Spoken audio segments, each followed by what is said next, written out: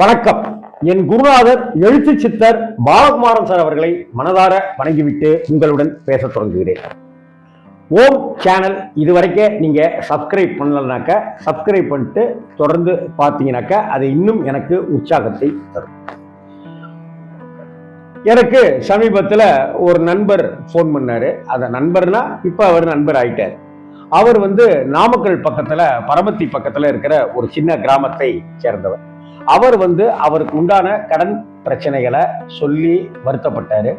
அந்த கடன் பிரச்சனைகளை சொல்லி வருத்தப்படும் போது அவர் குடும்பத்தாலேயே அவருக்கு அவமானம் அப்படின்னு சொல்லி சொன்னார். கூட பிறந்த சகோதர சகோதரிகளாலேயே மிகப்பெரிய அவமானத்தையும் பொருளாதார இழப்பையும் நான் சந்திச்சிருக்கேன், என்ன பண்றதுன்னே தெரியல அப்படின்னு அவர் சொன்னார். அவர்கிட்ட நான் சொன்ன விஷயத்தை தான் இப்ப உங்களோட பகிர்ந்துக்கணும்னு ஆசைப்படுறேன்.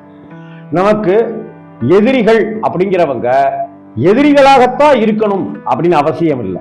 உறவுக்காரர்களே கூட எதிரிகளாக இருக்கலாம், நண்பர்களே கூட எதிரிகளாக இருக்கலாம். அதனாலதான் இவர்களை எல்லாம் துரோகிகள் அப்படின்னு நாம சொல்றோம்.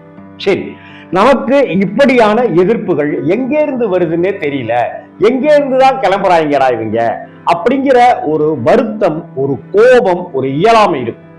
யாருன்னே தெரியலையா, எனக்கு இப்படி குண்டா வைக்கிறாங்க, கால் வைக்கிற இடத்துலலாம் கண்ணி வடி வைக்கிறாங்கன்னு யாருன்னே தெரியாம, எதிரி யாருன்னே தெரியாம இருக்கிறது ஒரு பக்கம். இன்னொரு பெரிய வழி என்னன்னாக்கா, இவங்க சொந்தக்காரங்கடா அப்படின்னு நமக்கு ஏற்பட்டு தெரிந்து வருந்தக்கூடியதுங்கிறது இன்னும் பெரிய துக்கம். நேற்று வரைக்கும் நல்ல நண்பர்களா தானடா இருந்தோம் அப்படின்னு இருக்கிற ஒரு ஒரு ஒரு பெயின்ங்கிறது தாக்கவே முடியாததா இருக்கும். இதுதான் நம்பிக்கை துரோகம் அப்படின்னு நான் சொல்றேன். ஆக நம்ம வாழ்க்கையில இந்த துரோகங்களை நாம சந்திச்சுதான் ஆகணும். ஏன்னா உலகம் மிக மிக மிக மிக சுயநலமான உலகமா மாறிடுச்சு. நான் அந்த நண்பர்கிட்ட நான் சொன்னேன், இந்த உலகத்துல இருக்கிற தீய சக்திகள் அனைத்தையும் தவிடுபொடியாக்கி உங்களுக்கு நன்மைகளை வழங்கக்கூடியவர் நீங்கள் வணங்காத ஒருத்தர் யாரு அப்படின்னாக்க நரசிம்மர் அப்படின்னு. இல்ல, நரசிம்மர் கோயிலெல்லாம் நான் வழிபடுவேங்க அப்படின்னாரு. ஆனால் வாரா வாரம் நரசிங்க பெருமாளுடைய சன்னதியில நிக்கணும், வாரா வாரம் இன்னும் ஒரு வைப்ரேஷன் நடக்கணும். 100% ஃபுல்லா சார்ஜ் இருக்கு. அதுக்கப்புறம் நம்ம பேசுறோம், வீடியோ பார்க்கறோம், அதுக்கப்புறம் அப்படியே பார்த்தாக்க 28 ஆயிடுது. என்ன பண்றோம், திரும்ப சார்ஜ் ஏறும். அதே போல வாரா வாரம் நாம நரசிங்கர் கிட்ட போய் நின்றுடும், நரசிங்க பெருமாள் கிட்ட போய் நின்றுடும். நரசிம்மருடைய ஸ்துதியை, ஸ்தோத்திரத்தை, காயத்ரி மந்திரத்தை சொல்லி அவரை வழிபடணும். அதே போல வாரத்தில் ஒரு தடவையாவது நாம பானக நைவேத்தியம் செய்து, வீட்டிலேயே கூட பானக நைவேத்தியம் செய்யலாம். வீட்டில் பானக நைவேத்தியம் செய்து உங்கள் குடும்பத்தார் மட்டும் அதை சாப்பிட்டா போதும், கால் டம்ளர்.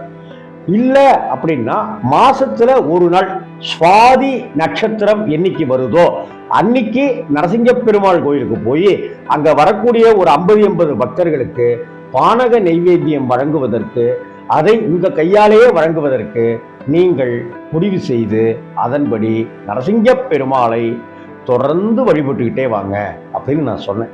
இப்ப கடந்த 3 மாசத்துக்கு முன்னாடி நான் அவர்கிட்ட சொன்னேன், 11 வாரங்கள், கிட்டத்தட்ட 2.5 மாதங்கள் தாண்டி நான் தொடர்ந்து வழிபாடு செஞ்சிட்டு இருக்கேன். இப்ப எனக்கு எங்க பொருளாதாரத்துல நான் பிரச்சனைகள்ல இருந்து மீண்டு வந்துட்டேன்.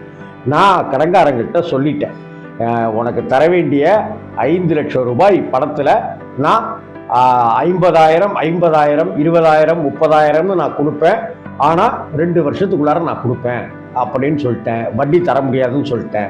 முன்னாடி இதே தான் சொன்னேன், அவங்க ஏத்துக்கல, ஆனா இப்ப ஏத்துக்கிட்டாங்க. அதே போல கூட பிறந்தவங்களாலேயே எனக்கு துரோகங்கள் அதெல்லாமே வந்துச்சு. எனக்கு இந்த வீடு நீங்க தான் வேணும்னாக்கா தாராளமா நீங்க எடுத்துக்கோங்க, எனக்கு என்ன தொகையோ கொடுக்கறதா இருந்தா கொடுங்க, அப்படி இல்லாட்டினாக்கா அது உங்க இஷ்டம்னு சொன்னேன். இப்ப அதுல ஒரு தொகையை எனக்கு தரதா சொல்லிட்டாங்க. அதை வச்சுக்கிட்டு நான் கடன் அடைக்கிறதுன்னு முடிவு பண்ணிட்டேன். ஏன்னா பூர்வீக வீட்டுல அதை மொத்தமா வாங்குறதுக்கு எனக்கும் வசதி கிடையாது, அவங்களுக்கு நான் பணம் கொடுத்தாகணும். அதனால நான் அந்த முடிவுக்கும் வந்துட்டேன்.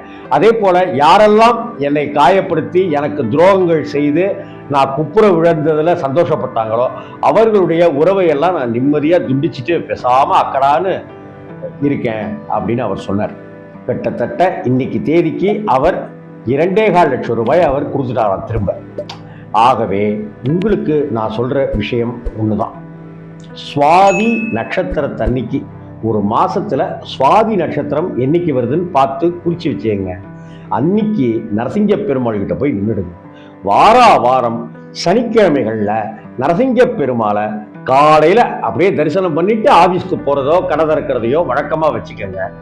11 வாரங்கள் நீங்க தொடர்ந்து நரசிங்க பெருமாளை தரிசனம் பண்ணிக்கிட்டே வந்தீங்கன்னா உங்க வாழ்க்கையில தடைகள் எல்லாமே காணாம போயிடும், எதிர்ப்புகள் எல்லாமே தவிடுபுடி ஆகிடும், வருமானம் பெருகும், தொழில் உயரும், லாபம் பெருகும். சுற்றத்துல இருக்கிற இடங்கள்ல உங்களை சுத்தி இருக்கிற இடத்துல உங்களுக்கான அந்தஸ்து, மரியாதை, கௌரவம் கூடும். கௌரவம் தானே ரொம்ப முக்கியம் இல்லையா? மரியாதை தானே ரொம்ப முக்கியம், அந்தஸ்து தானே ரொம்ப முக்கியம். எவ்வளவு கோடிக்கணக்கான பணம் இருந்தாலும் அந்தஸ்து கிடைச்சிடுமா? அந்தஸ்துங்கிறதுக்கு ஒரு பெரிய ஒரு கௌரவம், அது ஒரு பிரஸ்டீஜ். பத்மநாபன் அப்படின்னு ஒரு படத்துல சிவாஜி சார் நடிச்சிருப்பாரு. அது மாதிரி பிரஸ்டீஜ், கௌரவம், அதுதானே ரொம்ப முக்கியம்.